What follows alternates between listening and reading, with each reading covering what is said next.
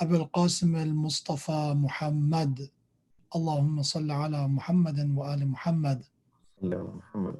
وعلى أهل بيته الطيبين الطاهرين المعصومين المكرمين سيما بقية الله في السماوات والأراضين روحي وأرواحنا وأرواح العالمين له الفداء. قال الله تبارك وتعالى في القرآن الكريم: يا أيها الذين آمنوا استعينوا بالصبر والصلاة وإنها لكبيرة إلا على الخاشعين. صدق الله العلي العظيم. Respected brothers and sisters, Assalamu alaikum wa rahmatullahi wa barakatuh. Almost we are 1/3 finished with the month of Ramadan, and 10 days of this month passed, and very fast, quickly, the rest of this month, sooner than we can imagine, will be over. And what we have to think about is that how are we going to use the remainder of this month, and how did we use the past 10 days of this blessed month. Inshallah, we increased our trust in Allah subhanahu wa ta'ala, our virtue and our belief in Allah subhanahu wa ta'ala became stronger during the month of Ramadan, inshallah. Today is our final day and final day of our series of healing through Quran. There is a dua by Imam Zain al-Abidin alayhi salam, the 8th dua of Sayf Sajjadiyya. Allah subhanahu wa ta'ala give us these resources. Ahlul Bayt alayhi salam came to teach us and preserve the message of Quran and to protect it against any self-interpretation and any form of misunderstanding that could happen to someone who's reading Quran by the Holy Prophet as a muallim, as a teacher, and after the Prophet through Ahlul Bayt and the family of the Prophet. This message was preserved and protected. And Sayf Sajjadiyya is inshallah one of those resources that we're blessed to have from Imam Zain al-Abidin alayhi salam, known as Zabura al Muhammad, the palm of the household of the Prophet. So in one of the du'as, Imam alayhi salam asked Allah to protect him against these spiritual diseases. And Imam lists 44 of them. So definitely there are more to say about this subject of healing through the Quran. We just kind of touched upon the first one, which was the disease of Riyah. And then we talked about how we have to implement sincerity instead of Riyah, how to establish our character to be sincere based rather than focused on attention and to be seen. That was the subject we discussed a bit. Tonight, again, we're not claiming that we're finishing all the aspects and all the spiritual diseases or diseases of the heart, rather than based on the time that we had, inshallah, we were able to learn some of the lessons from the teachings of the Quran and the Prophet and his family. The second one I chose between all these, because there are spiritual diseases such as anger, such as jealousy, such as prejudice, the list goes on. But the one I picked specifically is the disease of impatience. And the reason is because I think it's very relevant, because this disease is a widespread disease and a spiritually widespread disease that it make it more difficult for people to appreciate religion, appreciate spirituality in general. So sabr and patience is one of the criteria of Iman, that we have traditions that the comparison of patience to religion, the position and the status of patience to religion is like the importance of head to the body, that everything else will be irrelevant if somebody's head and they're damaged and their brain and their head, it will impact everything else. So patience is key. And another reason it's relevant is because it's month of Ramadan. And ayah that I recited from Surah Baqarah, Allah subhanahu wa ta'ala said, Ya ayyuhalladhina amanu. So we're asking for Allah for some kind of help, assistance. And Allah is introducing us one of the greatest and one of the best way that we can help ourselves. The self-help that we're looking for. Allah said for the believers, Ista'inu bis-sabri was-salah. Seek assistance through sabr, patience, and through prayer.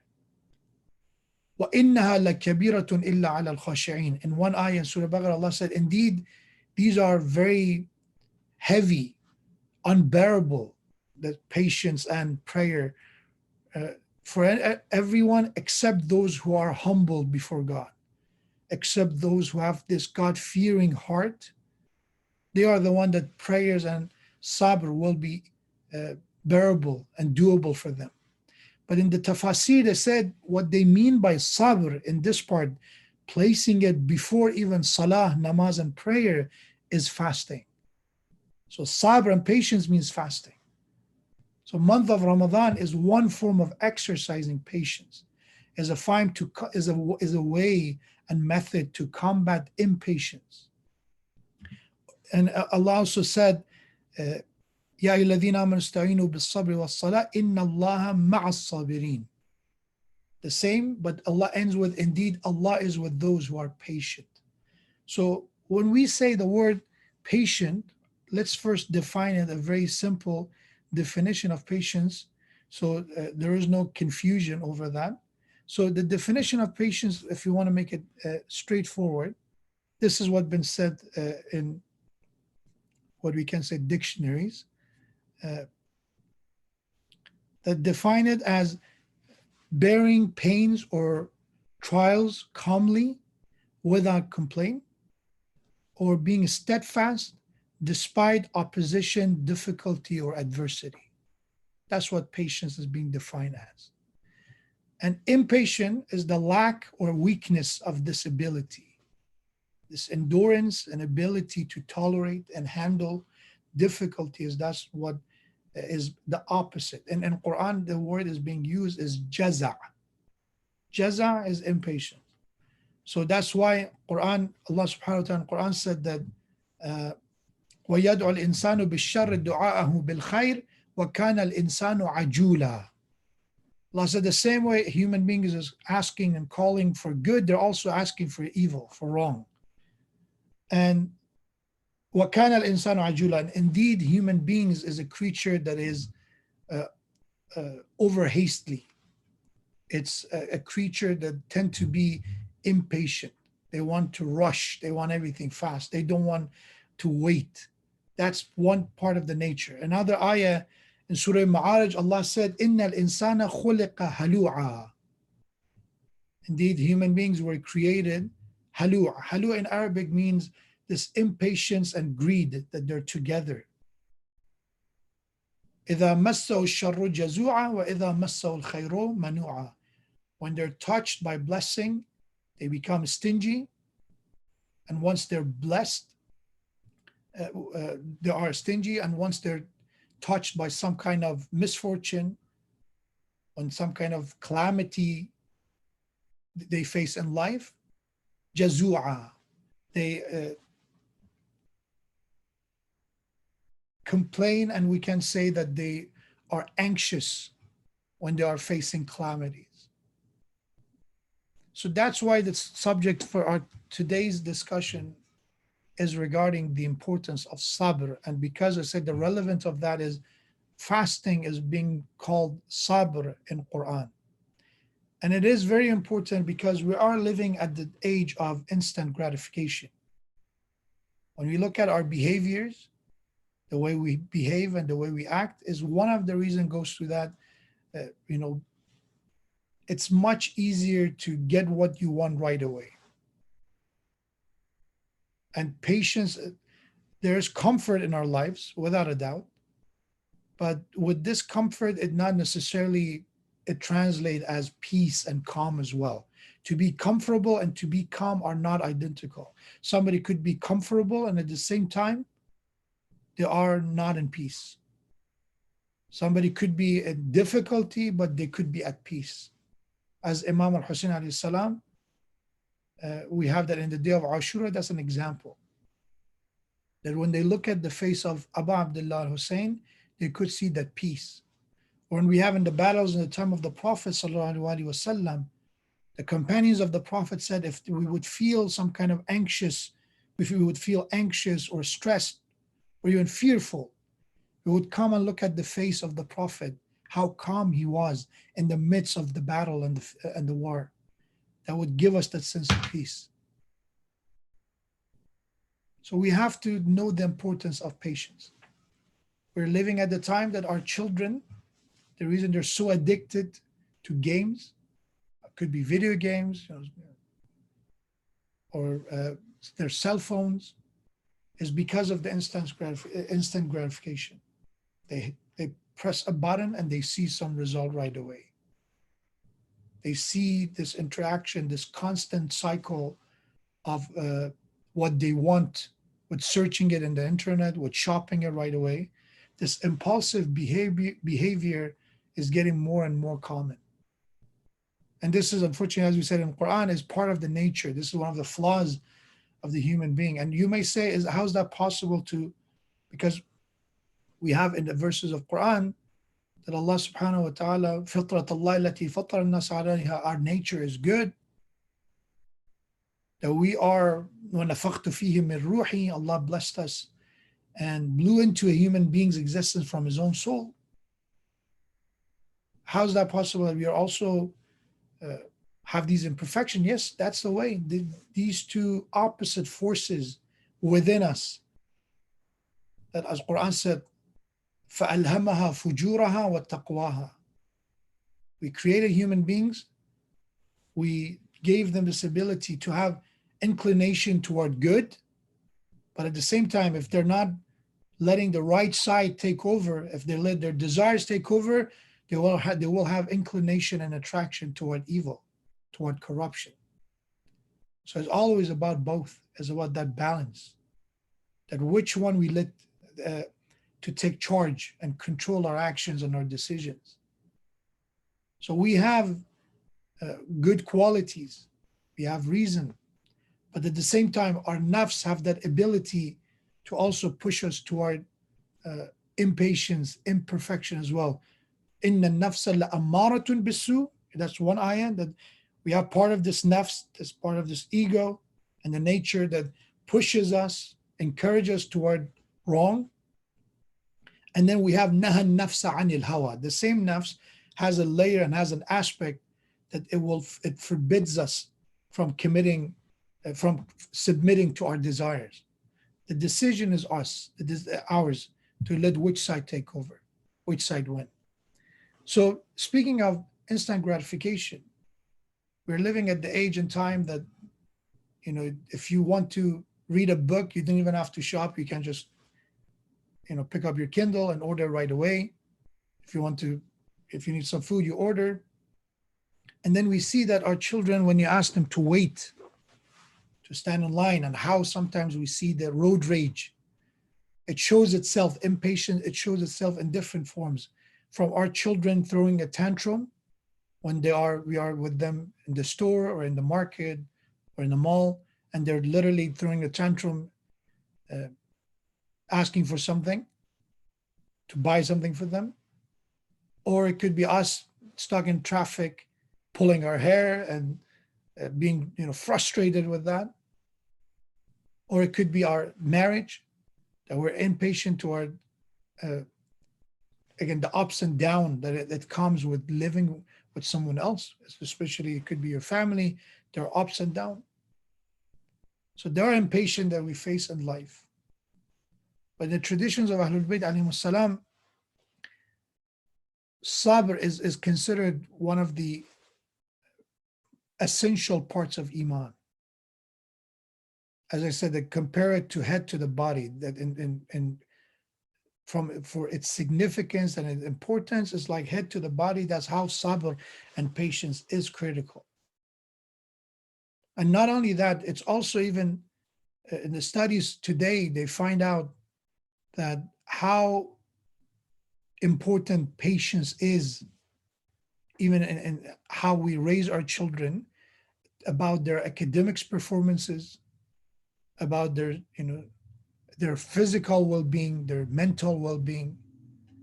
An example of that was a study done known as Stanford Marshmallow Experiment Study. It was done in 1972, led by Walter Mischel. In this study, what they asked was, they brought a group of children and they put them in a room and offered them a marshmallow. But what they told them that if they waited for a certain amount of time, that an instructor will leave the room and will come back. They have two choices. One choice is to take that marshmallow and enjoy it, don't wait. And the second option was for them to wait for that amount of time. And once the instructor is back, they will be rewarded.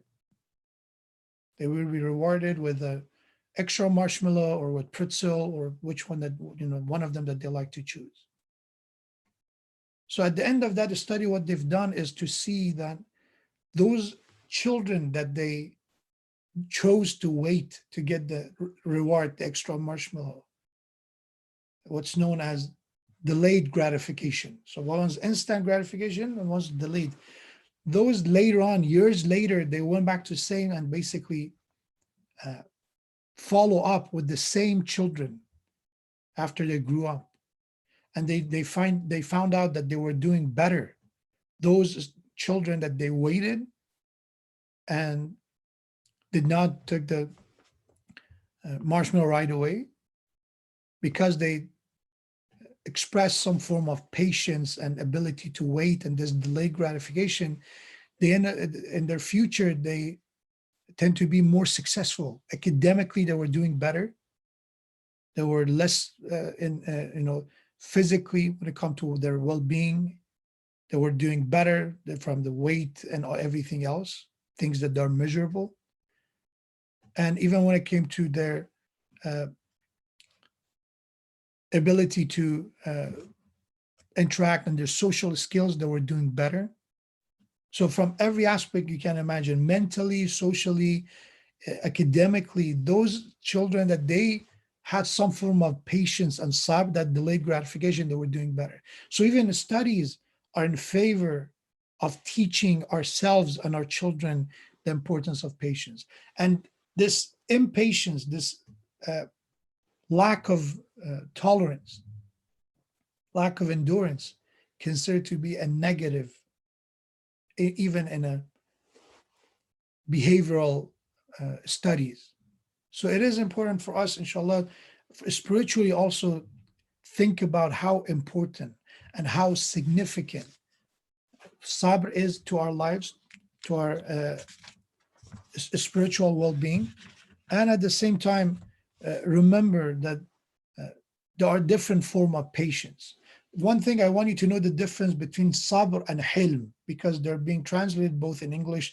That's why I encourage people, in addition to read the English translation or any other translation of Quran, also read the Arabic language, because these are the details, these are the eloquence of Quran that you find in the Arabic form. So for example, when you look at the English translation, a lot of translation, they use hilm and sabr as synonyms, which means patience. But the difference is that hilm is a type of patience that you show and express in the time of controlling your anger. Hilm is specifically somebody's halim, that they are able to control their anger, suppress their anger. Don't let the anger take over. That's what hilm is about. But sabr is about a patience, which is not about anger, is about difficulties. It's about adversity. It's about frustration, how somebody bear and how somebody don't lose control at those situations. That's what sabr and hilm is different. And we have that in the tradition. They said there are different type of patience. One of them is sabr عند المصيبة. One type of patience is when you face some form of calamity, musibah, affliction. To be patient, to bear and endure during the time that you face the calamity. That's one. And secondly is inda ta'ah, is a type of patience that you must have in obedience of Allah subhanahu wa ta'ala, which fasting is one form of those sabr. That for the obedience of Allah, you're patient. You're ready to bear the difficulty of thirst and hunger. And maybe again, when it comes to inconvenient of maybe incorporating and shifting your schedule around your daily prayers, these are inconvenient, probably can create discomfort. But the question we have to ask ourselves, what are some ways that we can implement sabr? Because when we call sabr, yes, Quran said, والعصر بسم الله الرحمن الرحيم والعصر إن الإنسان لفي خسر إلا الذين آمنوا وعملوا الصالحات وتواصوا بالحق وتواصوا بالصبر. We know how significant it is that every human being is in constant loss, except those who are righteous, except those who have faith, except those who are supporter of the truth, they embrace the truth, and those, they're also, when it comes to sabr and patience, they are those who embrace the sabr and patience, and they are supporter. And the hadith of Ahlul Bayt alayhi salam said, فَاصْبِرْ لِحُكْمِ رَبِّكَ وَلَا تَكُنْ كَصَاحِبِ الْحُوتِ. Allah in Quran says to Prophet sallallahu alayhi wa sallam that, Ya Rasulullah, when it comes to the commandments of your Lord, the rules of your Lord, be patient. فَاصْبِرْ لِحُكْمِ رَبِّكَ. And then Allah said, فَلَا تَكُنْ كَصَاحِبِ الْحُوتِ. Don't be like the story of the one who was the companion of the whale, which refers to Prophet Yunus alayhi salam. Because the story of Prophet Yunus alayhi salam is about tarka awla, that it was a test for Yunus alayhi salam, not a sin, but it was a test for Yunus alayhi salam, that he chose the least preferable option, tarki awla. And the story is that after Yunus alayhi salam preached for years and people disobeyed and ignored and turned away from the message of Allah, Yunus alayhi salam asked Allah for adhab, for punishment. And he left after making a dua, he left the city. He wasn't patient to wait to see if they're going to change, if they're going to return. So we have that he left. There was an abid, it was an alim, it was a knowledgeable people, one of the followers of Yunus alayhi salam, that once the signs of adhab and punishment began to appear, he asked people to repent, that there's a chance, and eventually people repented. But Yunus alayhi salam, he already left his people. That we have that he rode a ship, and the ship, there was a storm, and again, these are some narration that they had this practice that when there was a storm coming, they would make an offering to the ocean, and they will randomly draw a name, and the name of Yunus alayhi salam was drawn multiple times, and he was thrown into the ocean and he was swallowed by the fish. And that ayah that is known as, we know the zikr Yunusiyya from it, as mustahab to be recited in Salatul Ghufayla, that Allah subhanahu wa ta'ala said, فَذَنُّونِ إِذْ ذَهَبَ مُغَاضِبًا فَظَنَّ أَن لَّن نَّقْدِرَ عَلَيْهِ فَنَادَى فِي الظُّلُمَاتِ أَن لَّا إِلَهَ إِلَّا أَنتَ سُبْحَانَكَ إِنِّي كُنتُ مِنَ الظَّالِمِينَ. That in the darkness of being in the stomach of the whale, he prayed to Allah subhanahu wa ta'ala.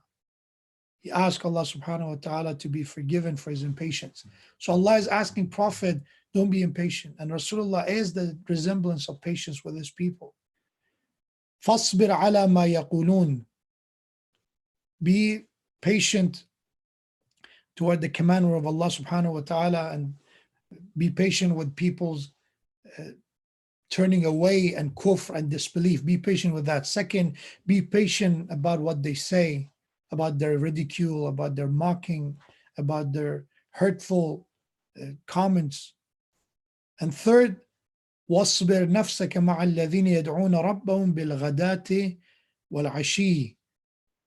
Be patient and be with those who do their prayers, because this ayah refers to people who are considered the destitute, the less fortunate of society. And some of these wealthy people came to Prophet and said, Ya Rasulullah, push these poor people away from you. Let us come and replace them. We will come and surround you. This is not good for your public image, or publicity, whatever is the modern language of today. And Quran revealed, no, stay with them. Stay with these people who are, the first people who believed in your message. They are the one who established their morning prayers, their ask prayers. So these are the form of patience that Allah subhanahu wa ta'ala is asking Rasulullah sallallahu alaihi wasallam to have.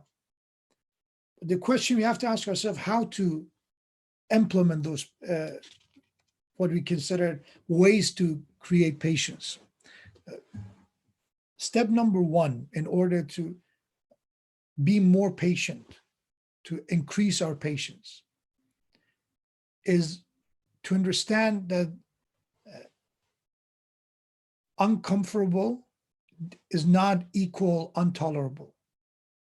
Once again, the first solution is we have to understand that intolerable and uncomfortable are not synonyms. Because when you talk about patience, is about tolerance. It's not about not being uncomfortable.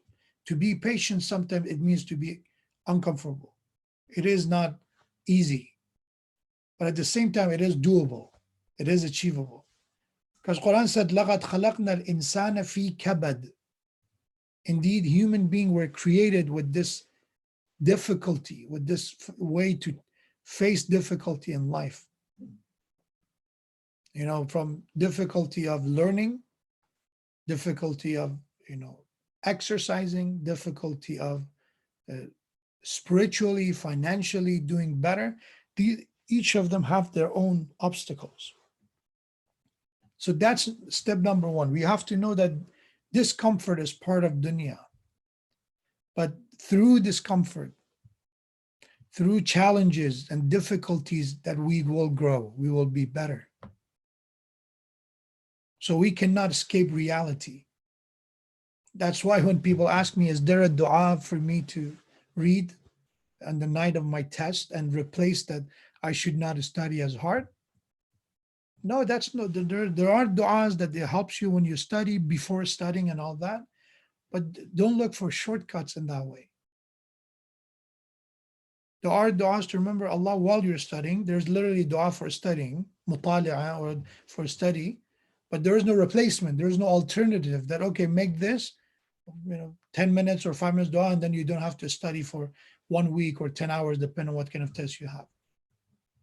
No, you have to put the efforts. And if you have the sabr, it means that you make the efforts. Remember the Stanford marshmallow study? They even went back years later, the children who were more patient and they waited for the extra marshmallow, and they basically were more acceptable of delayed gratification. Their SAT scores were higher compared with the others. Why? Because again, they put the hard work. They understand it's not easy to wait, it's not easy to be patient. But it doesn't mean it's intolerable. It is tolerable. We have that resilience as human beings to rise from the tragedies and calamities and become stronger people. And we know a lot of successful, a lot of accomplished people. One thing we can see about them is that they were in their own time experienced some form of difficulty and challenge.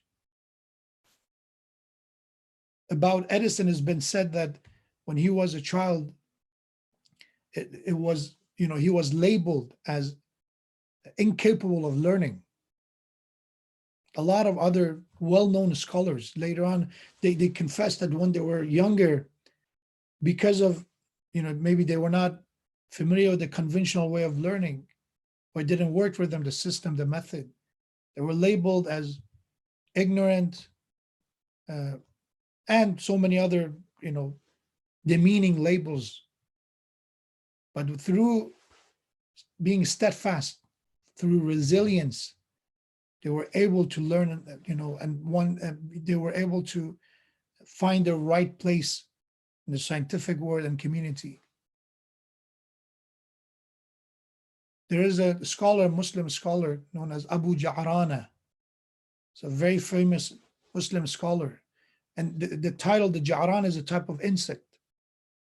And the reason he got this title, a very famous, and end up becoming a very well-known and famous scholar of his field, was because he said that he was studying a concept. He had this problem that he was working on for a while, but eventually gave up, said, okay, I can't do anything about it. So he said, I came and I sat down in a corner, and I was sitting, I looked at this insect, this ja'rana, this type of insect, that is try to carry something with it, from the ground to its nest. And through the process of trying and attempting, hundreds of times, it dropped that piece of grain that it was trying to carry, but it did it again and again until it reaches nest. And I told myself that I'm not less than this insect to try over and over again until I'm able to,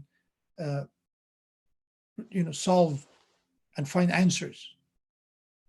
Of course, we're talking about the proper reattempt, not the one that they said one of the definition of insanity is doing something over and over and expect a different result. We're talking about a type of reattempt and retrial that when you know that you have to change, not doing the same thing over and over exactly. To adapt, to be flexible, to improve, and then try again. So that's step number one. If you want, inshallah, to exercise patience, we have to understand discomfort is part of life. Is not to torture yourself, but any sense of accomplishment and success required efforts, it required sacrifice. It means you have to put time, put energy to get what you want. Laylatul Qadr needs energy. We have that Fatima Zahra Salamullah alayha. It's not easy to stay awake and do ihya.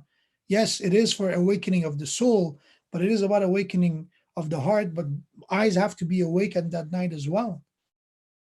So we can't say I'm going to sleep and find awakening of heart the night of Qadr. Is to put efforts, not just that night, but all, an entire Ramadan to prepare ourselves for the climax of it, which is night of Qadr.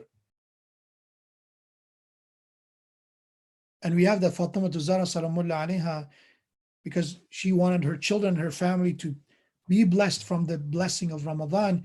She would help her children and make them sleep during the day.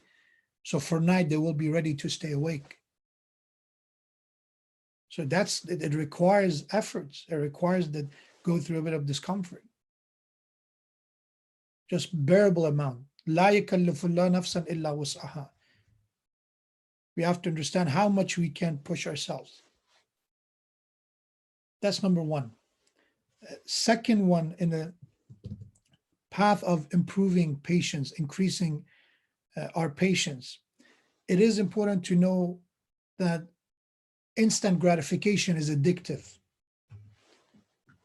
When we want something and we get it right away, that could be playing a game, as I said, or online shopping or anything else. This impulses, if you go over and over and repeat it, if you follow through, it will create habits, it will create addictions. So in order to practice patience, increase patience, we need to stay away from empowering instant gratification. How to do it? Again, if I want to buy something and I want to buy it right now, ask myself, do I need it now? I'm in the middle of the study and then suddenly I have these urges that I have to have, that kind of pen. But I have a pen already and I can't study with it. This urge and this need of right away to get what I want, it is going to be contributing to impatience and this habit of being in haste and rush all the time. So step number two is to practice delayed gratification. Make a plan that inshallah, if I'm done with this, if I'm done with this study session, if I've done this, if I did this amount of Quran, then I will do this. Delayed. Plan it that way. For our children, the same way. In month of Ramadan, it's good, inshallah, to encourage them, to engage them in activities, the Ramadan activities, the Ramadan theme. But we can maybe, inshallah, offer them some kind of delayed gratification that, inshallah, if you do these things, by the end of Ramadan, you get this reward. Not right away, I give you this right away. Sometimes we have to do that. We have to give the delayed gratification. Yes, instant gratification has better result. If you ask children to do something and you offer them something right away, you probably, people and children especially, be motivated to do it. But for your own children, as a way of tarbiyah, you want to teach them that they have to wait something for what they want.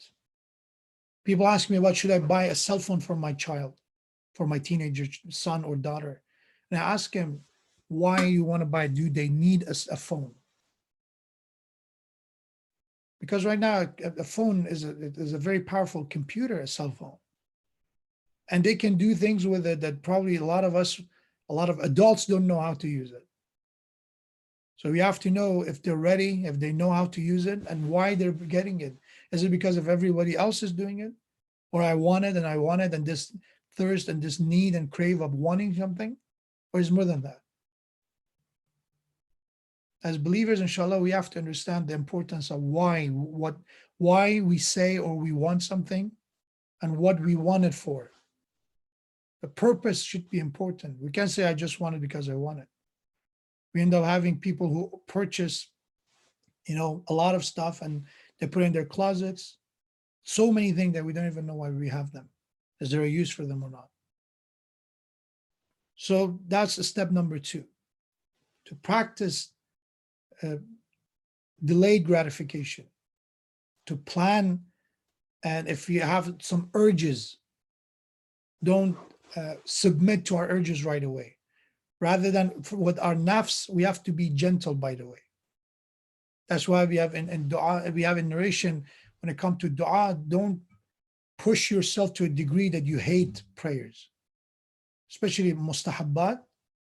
You can just, do it over and over. And then any time you condition that, when I read Quran or when I read dua, I remember all the negativity, so I don't enjoy it. So don't do it. Be gentle. How you're going, like, a trainer, that I'm going to tame my nafs. We do it with patience, gradually, properly. We know how much, we have to push ourselves. But we have to do it. We have to plan it that, okay, if I have urges, I have to, as I said, properly control those urges, plan for those urges, and exercise delayed gratification. And lastly, if I want to say how to increase your patience, which again, it could be a good practice that all of us can do, is it is important to be occupied. Let me explain what I mean by that. When you're active, when you have a plan for your life, when you have schedules, then there is less chance of you being tempted to waste your time and your life, or be stuck in the cycle of instant gratification or impatience. Because usually when we don't do a lot, once we do it, we want it right away. So I give an example. If somebody is used to online shopping, once they go to an actual shop and there is a long line and they're waiting at that line because they're not used to it, it will be very difficult for them. If you're not used to studying, it will be very difficult at the beginning. Everything at earliest stages is difficult. So it is important to have plan. It is important to occupy yourself, to stay away from laziness. Because laziness and being in rush is kind of, you would say people who are lazy, they're not in rush. That's not true. Actually, it's opposite. People who understand that they have the right time for everything, they know that there is time for entertainment, for leisure, for sleep, for studying, for dua. There is a time slot for everything. As there is a hadith by Imam Kadhim alayhi salam that try to have this, divide your time that you have time for Allah, you have time for your family, you have time for halal leisure, you have time for your family and relatives and friendships. That's the way you have to uh, distribute your time, schedule it properly. So the third way to inshallah practice and implement patience and eliminate impatience, or at least decrease the level of impatience, is to occupy ourselves with the right type of planning and activities. There is a hadith by Prophet sallallahu alaihi wasallam. Rasulullah said, "Alamatu sabir fi thalathun." Remember when we talked about sincerity, we talk about the signs of sincerity. Now we're talking about the signs of patience. Rasulullah said that there are three signs for the one who patient and sabir. And imagine what's number one, because again, once in people's mind, patient is sometimes there are misunderstanding, there are misconceptions regarding some values that we have. For example, when we talk about qina'at, being content, people think and they show some form of misery, being stinginess, and then they think, oh, this is being content. No, that's qina'at and bukhl are two different things. People misunderstand sabr and patience and being lazy and do nothing. I'm patient. They're two different things. The first sign of patient, according to Rasulullah sallallahu alaihi wasallam, is awaluha an la yaksal. First thing is that the person who's sabir, they're not kasil, they're not lazy, they're not bored. If you establish sabr, we're not getting bored, because we feel bored when we think, okay, there's nothing. I'm bored because there's nothing to watch, nothing to listen, nothing to eat. It's always about that I need something in order to be motivated to do something. But the person who's sabir and is patient, they understand that, everything that I do right now, maybe it's not as interesting as I thought it was, but there is as I said, delayed outcome and delayed gratification. And even when you talk about akhirah and day of judgment is about delayed gratification. To believe in that, to prepare yourself for that.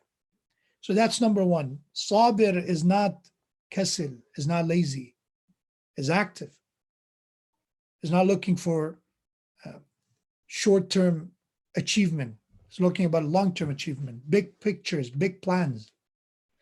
And big plans needs being active. Yeah, if you just need something small, a bit of energy is enough. But if you're someone like Rasulullah sallallahu alaihi wasallam, his objective is the world. Inna arsalnaka rahmatan lil alamin. This messenger will not sit down quietly and do nothing. A mu'min is not inactive, idle. Rather, he is active. He is live. He is alive, that he's going to contribute anything he can for his own and then others. First, he start from himself to build, to heal himself, and then spread the healing with others. And that's requires to not be lazy. Second, and la yadjar.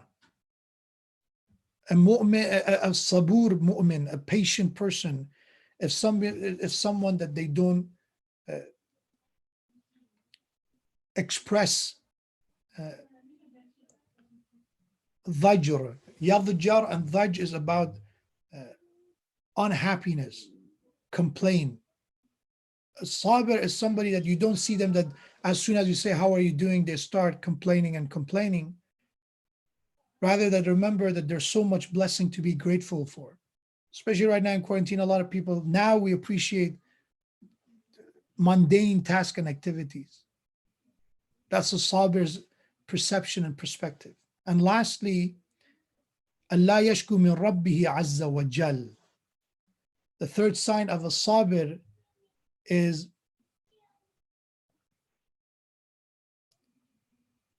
that they are not going to complain from Allah subhanahu wa ta'ala. We complain to Allah, as we say in Dua Kumail, that, Ya Allah, if I don't complain to you, who can I go to and complain about my من سوء فعلي وإساءتي ودوام التفريط وجهالتي, from all the issues that I'm facing in my life, from all the imperfections and flaws that I have, who can I complain to? About myself, except you, Ya Allah. So, but a sabir and a patient person is not complaining from Allah. He or she does not blame Allah for her problems and for his problems. So let me finish with the dua, and inshallah, this is a dua if you want to pray for well-being of your children, for husna aqibat, for protection of your children is also good, but this is a dua in general recommended to be recited. Imam Sadiq alayhi salam said, my father, Imam Baqir, used to pray like this. كان أبي رضي الله عنه يقول في دعائه. Imam Sadiq said, my father used to pray in his dua like this. Number one, he would say, رب أصلح لي نفسي فإنها أهم الأنفس إلي. Ya Allah, help me to reform myself, to do islah of myself, because the most dearest and most important self is myself before anyone else. Self-preservation. So that was the first thing Imam Baqir would make dua for. Second, رب أصلح لي ذريتي فإنهم يدي وعضدي. Ya Allah, reform my offspring, my descendants. Indeed, they are my limbs, they are my hands. That's because they are the one they're my legacy. Then Imam would pray for them to be reformed. Third, رب وأصلح لي أهل بيتي فإنهم لحمي ودمي.